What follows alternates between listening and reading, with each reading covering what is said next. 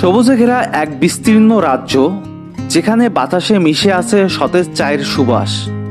এটি চট্টগ্রামের রাঙ্গুনিয়ার কোদালা চা বাগান। 130 বছর ধরে এই চা বাগান শুধু চায়ের পাতাই নয়, বহন করে আসছে এক সমৃদ্ধ ঐতিহ্য। কোদালা চা বাগানের ভিতরের অংশে প্রবেশ করার পর এক জায়গায় চা পাতার স্তূপ ঝুলিয়ে রাখা হয়েছে। এগুলো প্রসেসিং এর জন্য রাখা হয়েছে। আর একটু সামনে গেলেই দেখা যাবে চায়ের ফ্যাক্টরি। এই চা ফ্যাক্টরিতেই মূলত চা প্রক্রিয়াজাত করা হয়, যা পরে বিক্রির জন্য দেশের বিভিন্ন জায়গায় পাঠানো হয়। ফ্যাক্টরির পাশ দিয়ে সামান্য সামনে এগোলেই আমরা প্রবেশ করি চা বাগানের একদম গভীরের অংশে, যেখানে চোখে পড়বে সারি সারি হাজার হাজার চা গাছ।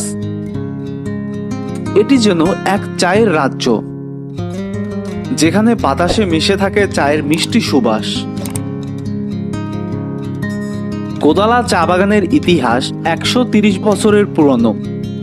ব্রিটিশ শাসন আমলে এই অঞ্চলে বাণিজ্যিকভাবে চা উৎপাদনের উদ্যোগ নেওয়া হয় এবং সময়ের সাথে সাথে এটি চট্টগ্রামের অন্যতম প্রধান চা উৎপাদন কেন্দ্র হয়ে ওঠে। আমি এখন আছি হচ্ছে কোদালা চা বাগান, আর এই চা বাগানটা প্রায় 130 বছর পুরনো।